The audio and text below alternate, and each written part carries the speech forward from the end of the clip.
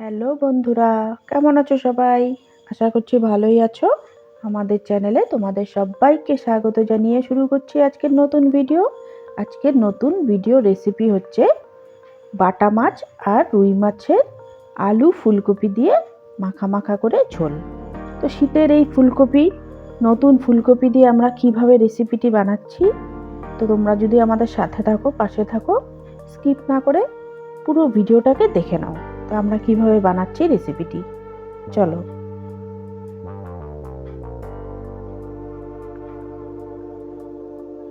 এখানে দেখো, আমরা বাটা মাছ আর রুই মাছগুলোর মধ্যে লবণ হলুদ মেখে রেখে দিয়েছি। এখানে আমরা গ্যাসে কড়াইটা বসিয়ে দিয়েছি। এবারে কড়াইটা গরম হয়ে গেলে এর মধ্যে আমরা তেল দিয়ে দেব। কড়াইটা গরম হয়ে গেছে, এবারে আমরা তেল দিয়ে দিলাম।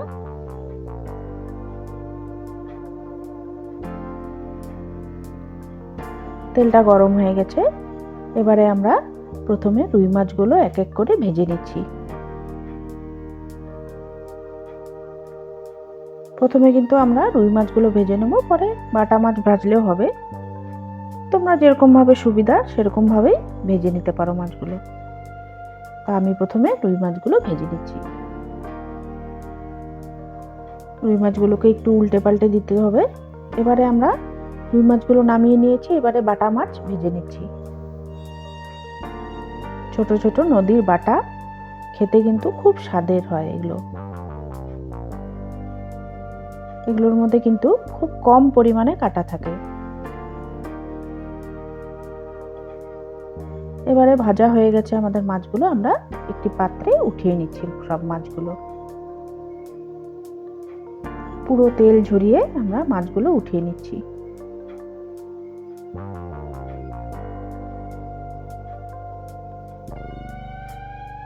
দেখো বন্ধুরা, আমাদের মাছগুলো লাল লাল করে আমরা ভেজে নিয়েছি। এবারে এখানে আমরা আলু আর ফুলকপিগুলো সেদ্ধ করার জন্য বসিয়ে দিয়েছি গ্যাসে।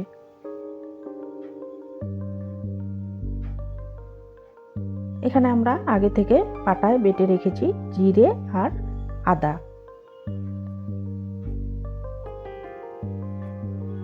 এবারে ফোড়নে দিয়ে দিলাম দুটো শুকনো লঙ্কা, দুটো তেজপাতা।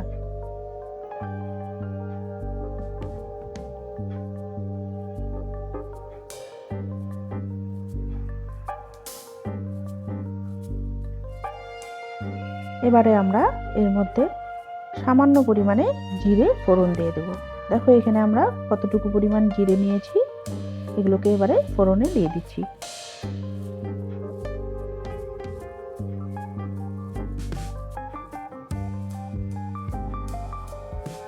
এবারে আমরা আগে থেকে সেদ্ধ করে রাখা আলু আর ফুলকপিগুলোকে তেলের মধ্যে দিয়ে দিচ্ছি।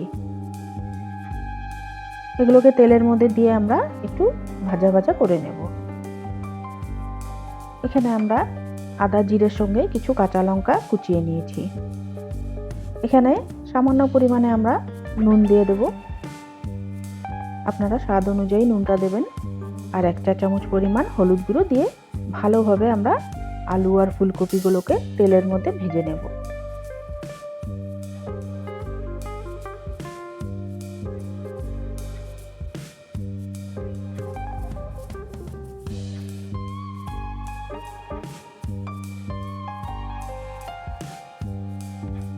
এবারে আগে থেকে পেস্ট করে রাখা মশলাগুলো একটু সামান্য জল দিয়ে এর মধ্যে দিয়ে দিচ্ছি।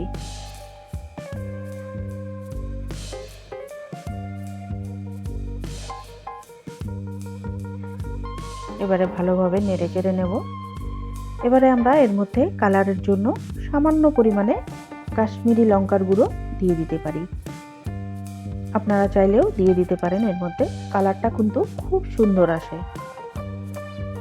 দেখো আমাদের মশলাটা কষানো হয়ে গেছে, কত সুন্দর ভাজা ভাজা হয়ে গেছে মশলাটা। এবারে আমরা উষ্ণ উষ্ণ গরম জল এর মধ্যে দিয়ে দিচ্ছি। কতটুকু পরিমাণে জল দিচ্ছি দেখে নাও। এবারে আমরা ভেজে রাখা মাছগুলো জলের মধ্যে দিয়ে দিচ্ছি।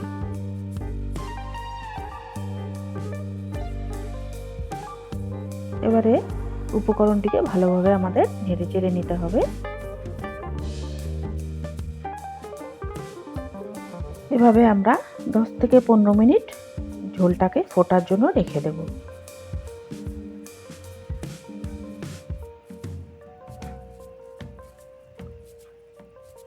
প্রায় 10 মিনিট হয়ে গেছে। এবারে আমরা উপর দিয়ে সামান্য পরিমাণে ধনেপাতা ছিটিয়ে দেব। এতে ফ্লেভারটা খুব সুন্দর আসে। এবারে একটু নেড়েচেড়ে নেব। এবারে নেড়েচেড়ে আমরা আরও 5 মিনিটের জন্য উপকরণটিকে এভাবেই রেখে দেব।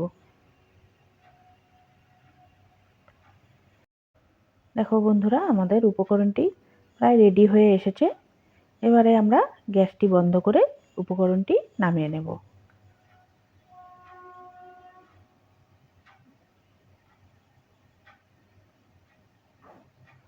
গ্যাসটি বন্ধ করে দিলাম।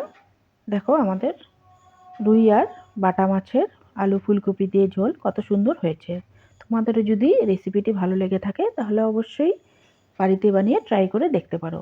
আর আজকের ভিডিওটি তোমাদের যদি ভালো লেগে থাকে তাহলে অবশ্যই একটি লাইক করে দিও। চ্যানেলটিতে নতুন হলে সাবস্ক্রাইব করে দিও। সুস্থ থাকো, ভালো থাকো, টাটা।